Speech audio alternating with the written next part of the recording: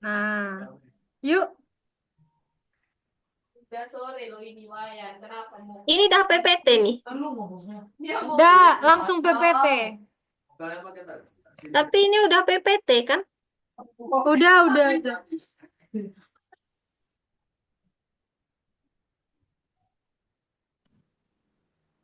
Oke, oke Kak. Kak Resa menjawab Suaraku atau jelas nggak? aku boleh? Atau Sangat jelas. kamu Ya. ngomong? Jadi eksersis kami ini kan LKMO latihan kepemimpinan manajemen Nih, organisasi. Jelas back nggak? Jadi to Atau the yang Rek, bentar aku example. ganti akun. Aisyah, Oke, baik. Terima Bentar kasih. ya, sorry. Ini kakakku. Suaraku jelas nggak? Jelas. Bentar Jelas. ya. Ya udahlah, aku di sini aja dah. Oke.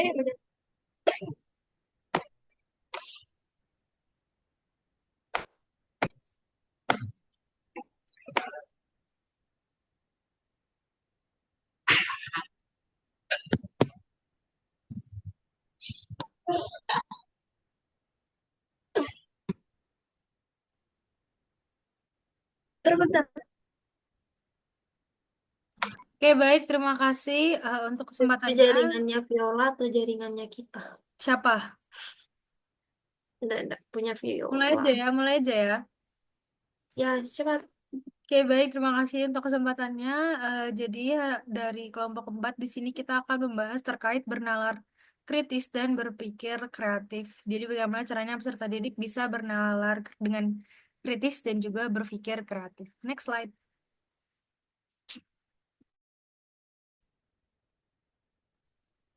Oke, sekarang membahas hakikat bernalar kritis dan hakikat berpikir kreatif. Nah, hakikat bernalar kritis merupakan kemampuan untuk berpikir dengan logis dan teratur. Nah, hal ini membantu individu untuk menganalisis, menggabungkan, dan mengevaluasi informasi agar bisa memecahkan masalah. Eh, Kemampuan bernalar kritis ini sangat penting, tidak hanya di sekolah, namun dalam kehidupan sehari-hari, karena kita sering membuat keputusan berdasarkan informasi yang benar dan logis. Berpikir kritis juga berarti kita harus tahu apa yang sebaiknya kita percayai atau lakukan setelah mengumpulkan dan mengevaluasi informasi. Next.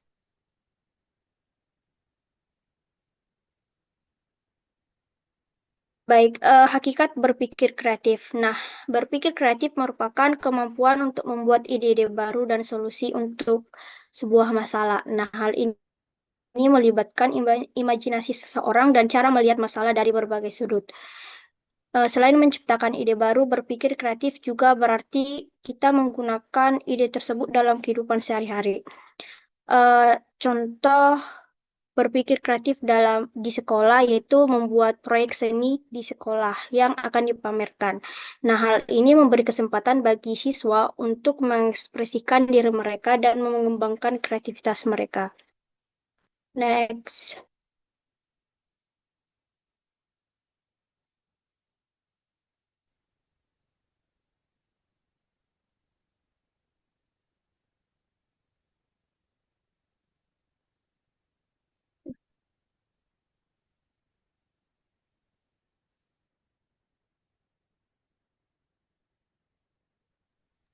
Oke, sudah maaf lama.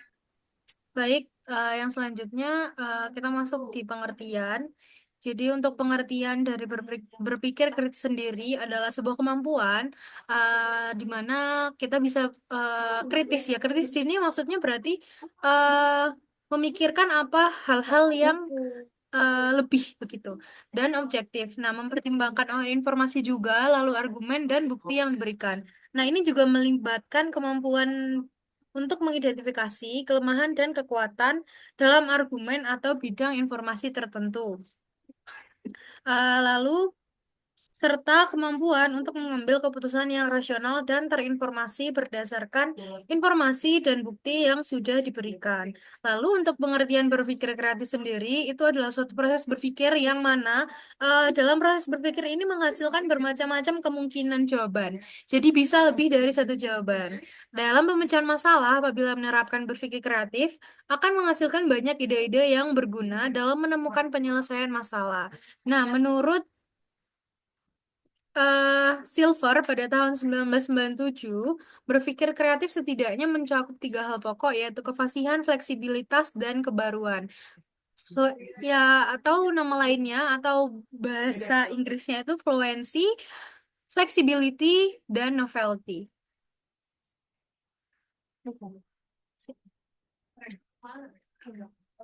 Oke, boleh di next slide. Oke, baik. Yang selanjutnya untuk ciri-ciri dari bernalar kritis sendiri. Bernalar atau berpikir kritis kan lebih dari sekedar kumpulan-kumpulan fakta atau akumulasi pengetahuan. Nah, metode ini adalah cara untuk mendekati apapun yang saat ini kita ketahui. Jadi, di dalam berpikir kritis itu ada beberapa pendekatan, selalu menggunakan sejumlah metodologis untuk menguji dan mencapai kriteria yang layak dari sebuah ide itu. Nah, untuk ciri-cirinya sendiri ada beberapa poin. Yang pertama itu menggunakan logika dan bukti untuk menyelesaikan masalah. Nah, namanya saja kita berpikir kritis di mana itu membutuhkan pemikiran yang ekstra ya. Jadi, membutuhkan logika dan juga bukti untuk memperkuat dan bisa menyelesaikan dari masalah tersebut. Yang selanjutnya mampu mengevaluasi ide dan informasi secara kritis. Jadi, tidak boleh menelan mentah-mentah informasi itu. Jadi, ada beberapa pertimbangan yang dilakukan. Lalu, yang ketiga, memiliki kemampuan untuk membuat keputusan yang rasional, bisa melihat suatu masalah dari berbagai sudut pandang, jadi tidak berdasarkan sudut pandangnya sendiri, lalu tidak mudah terpengaruh oleh informasi yang tidak akurat atau tidak relevan. Jadi kembali lagi pada poin yang kedua, tidak menerima informasi itu secara mentah-mentah. Oke. Yang selanjutnya, ciri-ciri dari berpikir berpikir kreatif. Mohon maaf, ini di PPT-nya masih ada kesalahan. Jadi, dari ciri-ciri yang tidak tampak kan banyak sekali kesamaan antara ciri-ciri pribadi yang kreatif menurut pakar psikologi dengan ciri-ciri yang diinginkan oleh guru pada siswa. Nah, selanjutnya, Munandar dalam Mulyana dan Sabandar pada tahun 2005 menyatakan bahwa ciri-ciri kemampuan yang berpikir kreatif yang berhubungan dengan kognisi dapat dilihat dari kemampuan berpikir lancar, keterampilan deskripsi, kemampuan berpikir luas, keterampilan berpikir orisinal, keterampilan elaborasi, dan keterampilan menilai. Jadi, kalau misalkan untuk keterampilan kelancaran itu, contohnya dia bisa mencetuskan banyak gagasan dalam memecahan masalah, memberikan banyak jawaban dalam menjawab suatu pertanyaan, lalu memberikan banyak cara atau saran untuk melakukan berbagai hal. Lalu untuk keterampilan berpikir luas atau fleksibel, dia bisa menghasilkan gagasan penyelesaian masalah atau jawaban suatu pertanyaan yang bervariasi. Untuk keterampilan keaslian atau orisinil itu memberikan gagasan yang baru dalam menyelesaikan masalah atau jawaban yang lain. Nah, untuk yang terakhir, elaborasi. Nah, ini bisa kayak mengembangkan atau memperkaya gagasan orang lain. Jadi, mengembangkan informasi yang dia dapat dengan lebih luas lagi.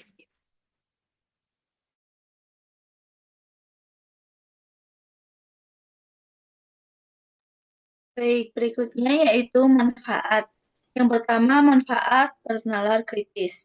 Tentunya kemampuan bernalar kritis itu sangat penting dalam kehidupan sehari-hari, baik dalam pekerjaan maupun dalam pengambilan keputusan. Dengan bernalar kritis ini, seseorang dapat melakukan pekerjaannya itu dengan kritis dan juga tidak terbawa oleh hoax-hoax atau berita-berita yang sebenarnya tidak benar seperti itu. Nah, di sini ada manfaat bernalar kritis antara lain. Yang pertama yaitu mencegah diri dari menjadi korban penipuan, manipulasi, atau informasi yang menyesatkan. dengan kita bernalar kritis itu kita jadi punya apa ya kayak pegangan gitu kalau misalnya ada manipulasi atau informasi yang menyesatkan. Kemudian yang kedua yaitu mampu tetap fokus pada fakta dan realitas yang ada. Yang ketiga, menjalani kehidupan berdasarkan realitas bukan sekedar imajinasi atau ilusi. Kemudian yang keempat, menjalani kehidupan berdasarkan realitas menghindari kesalahan dalam menghabiskan waktu, tenaga, dan pada ajaran atau ideologi yang tidak benar. Enggak. Ya, selanjutnya yaitu mengembangkan pemahaman diri dan dunia melalui proses berpikir yang mendalam dan terus-menerus. Kemudian yang selanjutnya yaitu manfaat berpikir kreatif. Yang pertama yaitu membantu menemukan alternatif solusi dalam menghadapi tantangan hidup. Yang kedua, membuka peluang baru yang dapat mendukung keberhasilan seseorang. Kemudian yang ketiga, meningkatkan kepekaan terhadap peluang yang ada di sekitar kita. Yang keempat, membantu menciptakan peluang baru jika peluang yang diharapkan itu sebelumnya belum ada. Dan yang terakhir yaitu mengembangkan inovasi yang dapat memberikan manfaat dalam berbagai bidang kehidupan.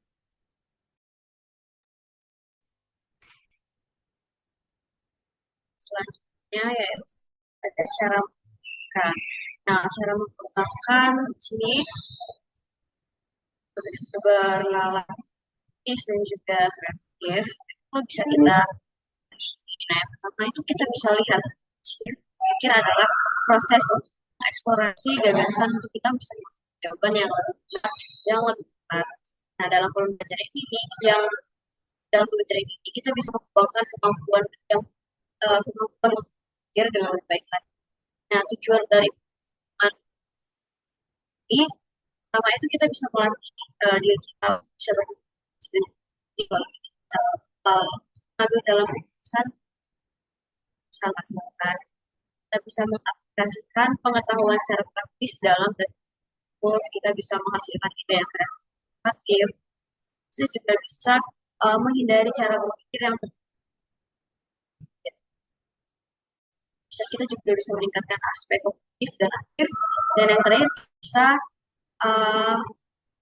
bersikap terbuka pendapat dan dari orang lain.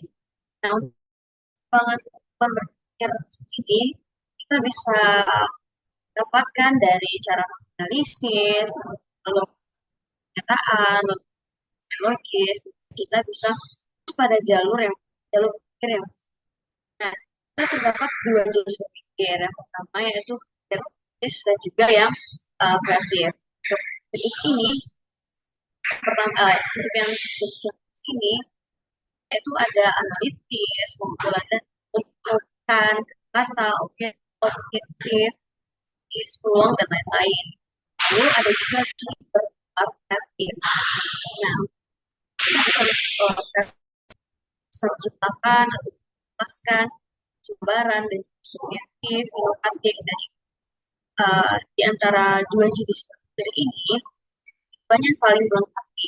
Nah, berpikir ini bisa menghasilkan ide yang kuat dan sedikit, sedangkan kreatif ini bisa membangun atau solusi yang unik dan juga yang.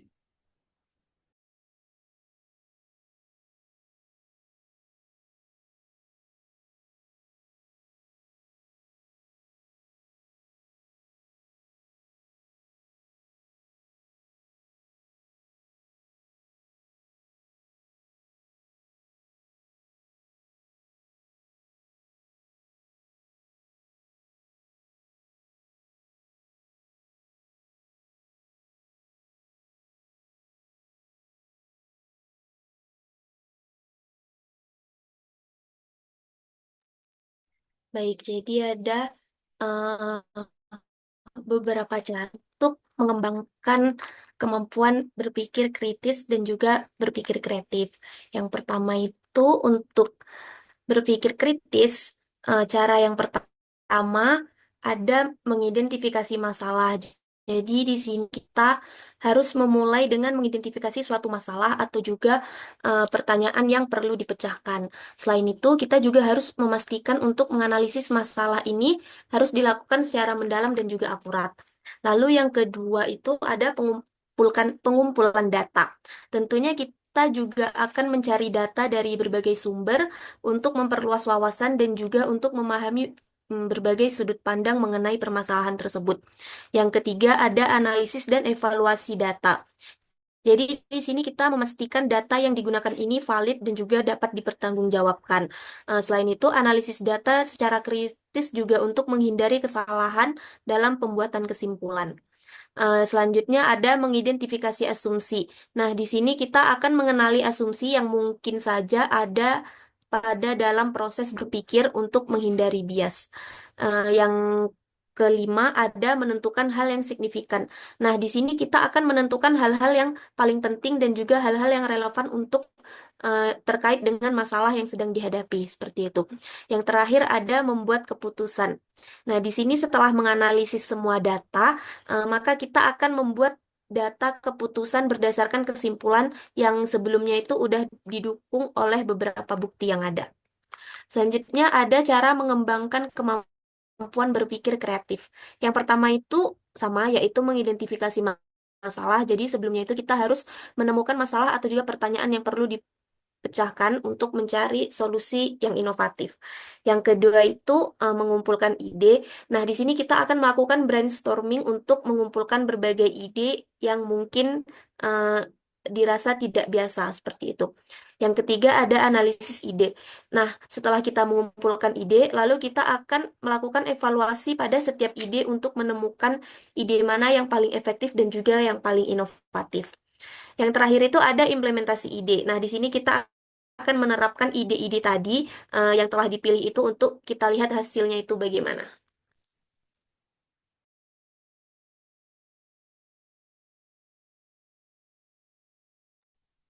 Baik, selanjutnya strategi pengembangan bernalar kritis. Nah, dalam mengembangkan bernalar kritis dapat dilakukan dengan diskusi kelompok, pembelajaran berbasis masalah, tugas yang menantang, dan pertanyaan terbuka dan stimulus pertanyaan. Nah, diskusi kelompok ini merupakan cara yang bagus untuk melatih siswa berpikir kritis. Dalam diskusi, siswa akan mendengarkan pendapat teman-teman mereka dan mempertimbangkan sudut pandang yang berbeda dan bertanya untuk argumen yang lebih dalam. Nah, tugas guru di sini untuk membimbing agar berjalan lancar dan membantu siswa menyusun argumen dengan baik. Nah, selain membangun berpikir dalam, siswa juga dapat meningkatkan kemampuan komunikasi dan kerjasamanya. Yang kedua, pembelajaran berbasis masalah atau PBL. Nah, dalam metode belajar ini, siswa akan memecahkan masalah nyata yang berkaitan dengan kehidupan sehari-hari. Nah, di sini siswa akan mencari itu mereka akan mengkaji dan mempresentasikannya. Yang ketiga, tugas yang menantang. Nah, memberikan tugas yang sulit dapat membantu siswa berpikir lebih dalam. Nah, misalnya guru memberikan sebuah kasus untuk dianalisis dan siswa akan diminta untuk membuat keputusan berdasarkan data dan menjelaskan alasannya. Nah, di sini siswa akan saling berdebat tentang topik tertentu dan juga bisa mencari cara efektif untuk melatih siswa menyusun argumen berdasarkan fakta. Yang keempat, pertanyaan terbuka di sini untuk mendorong siswa berpikir kreatif. Misalnya memberikan pertanyaan seperti apa dampak dari keputusan dari suatu masalah ini, atau bagaimana cara lain bisa menyelesaikan. Nah, di sini pertanyaan-pertanyaan seperti tadi bisa membuat siswa berpikir lebih dalam dan melihat masalah dari berbagai sudut pandang. Namun, di sini guru harus memastikan pertanyaan tersebut sesuai dengan materi agar siswa lebih aktif dan terlibat.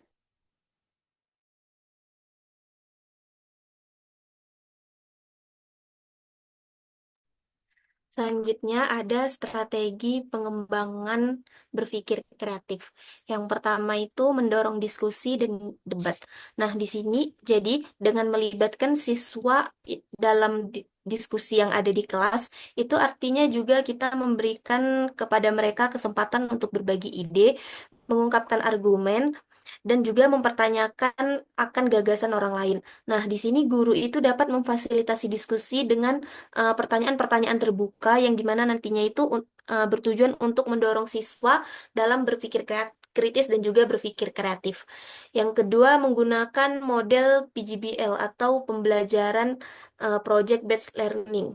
Yang dimana model pembelajaran ini tuh berbasis proyek, nantinya akan melibatkan siswa dalam proyek yang nyata, yang memerlukan pemecahan masalah dan juga kolaborasi. Nah,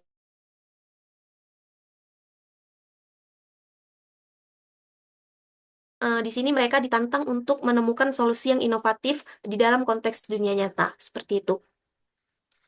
Yang ketiga, menggunakan teknik brainstorming. Nah, jadi teknik brainstorming itu merupakan teknik yang dimana siswa itu didorong untuk menghasilkan ide sebanyak mungkin tanpa khawatir dengan kualitas atau juga kelayakan di awalnya seperti apa. Teknik ini tuh dapat membantu untuk membuka pikiran siswa itu terhadap berbagai kemungkinan yang ada dalam meningkatkan kreativitas mereka. Dan yang terakhir, menyediakan lingkungan belajar yang mendukung. Jadi lingkungan belajar yang positif dan inklusif itu nantinya dapat membuat siswa merasa nyaman dan juga aman untuk mengekspresikan ide-ide mereka dan juga nantinya mereka akan berani untuk mengambil resiko. Yang dimana ini itu nanti dapat membantu siswa dalam mengembangkan keterampilan berpikir kreatifnya secara lebih optimal. Seperti itu.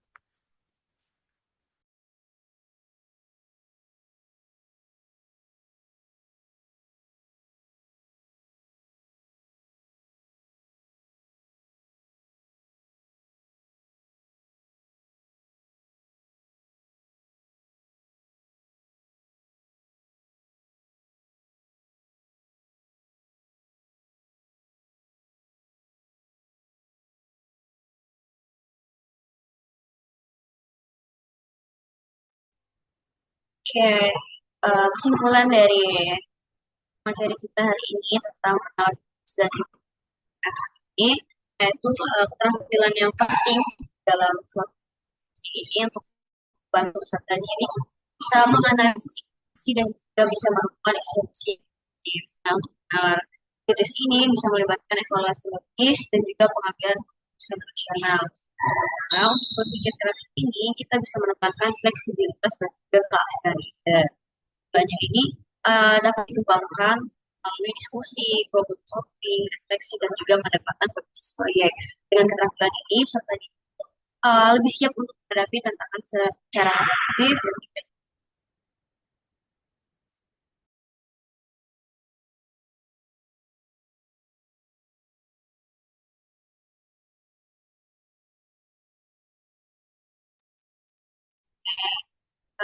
sekian saja presentasi dari Kak tentang bernalar kritis dan juga kreatif.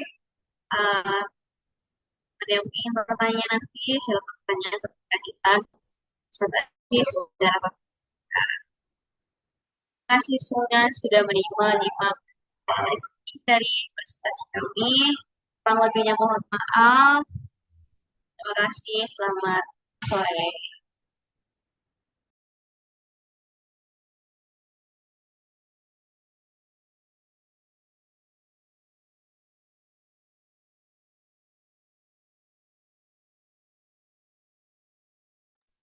Sudah kan?